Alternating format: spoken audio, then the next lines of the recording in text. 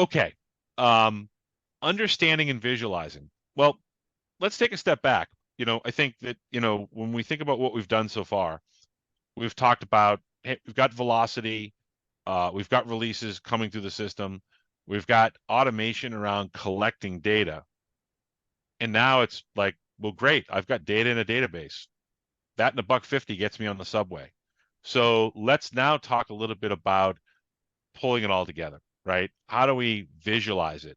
Because data, until you can actually see what the results are and understand those results and correlate those results, data is simply data, right?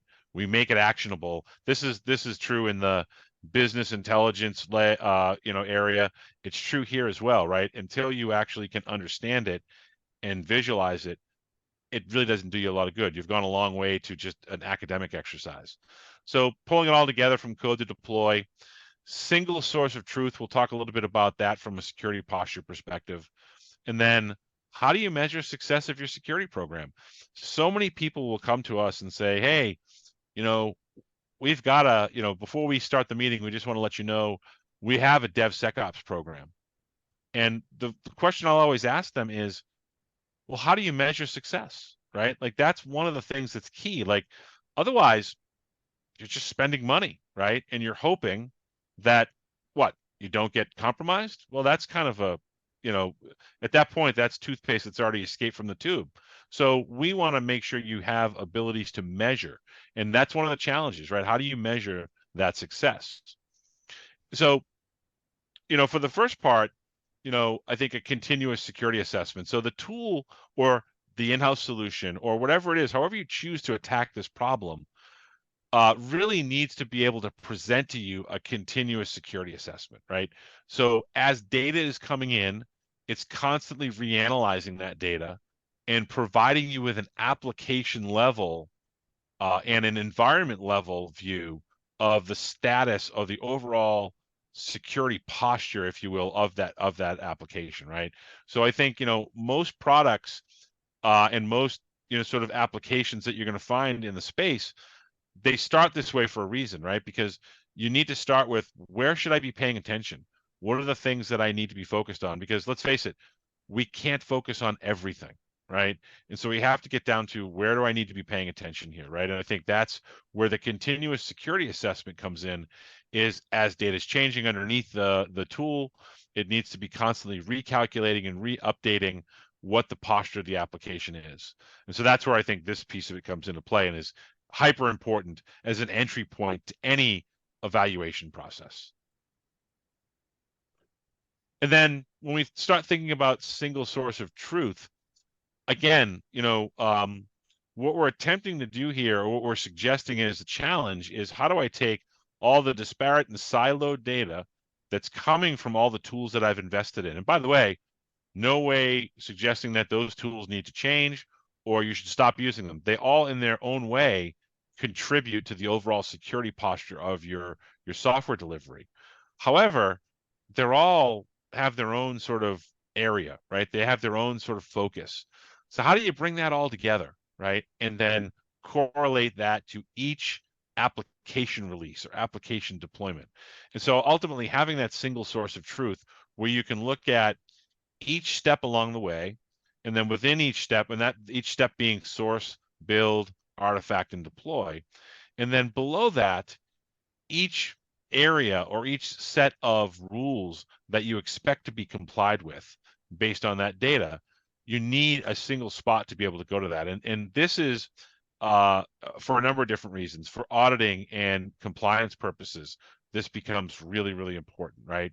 So most times when you're going through your ISO 27001 or your SOC 2 Type 2, the auditor will review with you your SDLC.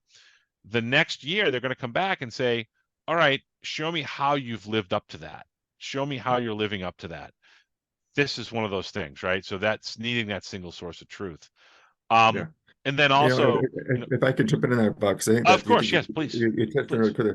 First of all, as you have this, as you're talking about this, I'm having flashbacks of CMDB discussions of days past. But I think the one of one of the important notions though is that many of the tools that the data is being pulled from are not designed to be systems of record. They're designed to be moment in time assessments.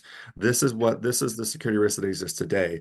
And as you said, when the auditor shows up next year to say, how well did you follow the process? You need that permanent record, right? And so that's where this kind of this ability to visualize off of a single source of truth, I think, becomes really a critical requirement as you're thinking about addressing the application security challenge, right? You've got to have some place you can go to in the archive that says, yeah, here was what it looked like then, and that's why we went ahead and deployed it. Everything looked fine at the time.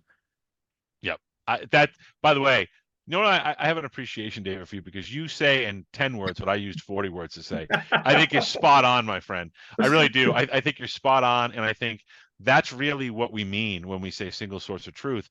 And by the way, if you think about how you might have done it in the past, you're running around with a spreadsheet trying to capture all those points in time.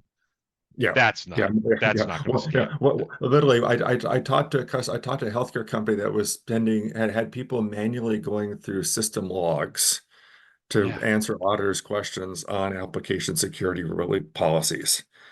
Yeah. I mean, talk about painful. Hey, well, since I already interrupted you, Bob. By the way, everybody, if you do have other questions, bring them in. I know we got Mark's question earlier about integrating tools, which is great. If you've got other questions, just use the Q&A button there on the webinar, and we're happy to throw those in the discussion here along the way. Awesome. Awesome. Now, coming to our third challenge in this area, it's the bigger picture, right? And again, I think so many conversations that I know we've engaged in, David, with prospects and with just people in the industry, right? Obviously DevOps and DevSecOps are not new concepts. People have been paying attention to this and focusing on this. But I think the idea behind this is they've gone out, they've almost like the Hall of Justice. They've assembled, sort of a group of superheroes in the form of DevSecOps or security tools, right? And each one of them is measuring a certain thing, but there's no way if you're not bringing all this data together to know how you're trending. Like, are you being successful? Is it having an effect, right? Am I reducing my risk exposure? Am I reducing the number of vulnerabilities? Am I increasing my adoption of security best practices throughout my organization?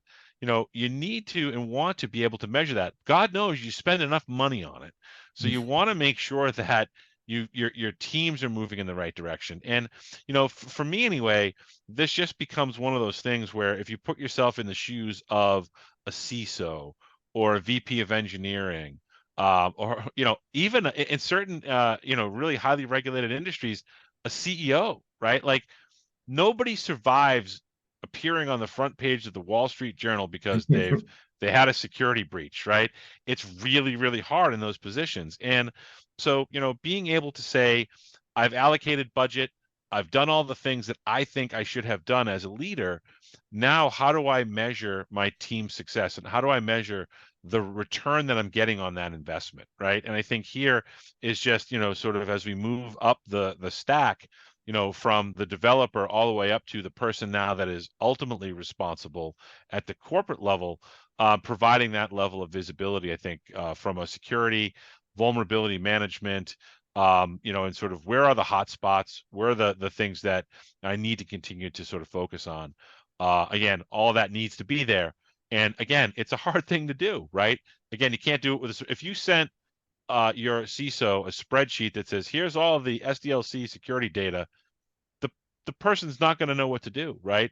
They need, I mean, they're going to look at it and they're going to say, well, great, but this is going to take me weeks to consume. Here, they can spot trends right away, right? And I think that's another key to this. Before I move on, David, any comments on that part? I want to make sure before I move on, I give you a chance to. I think you got it. Keep going.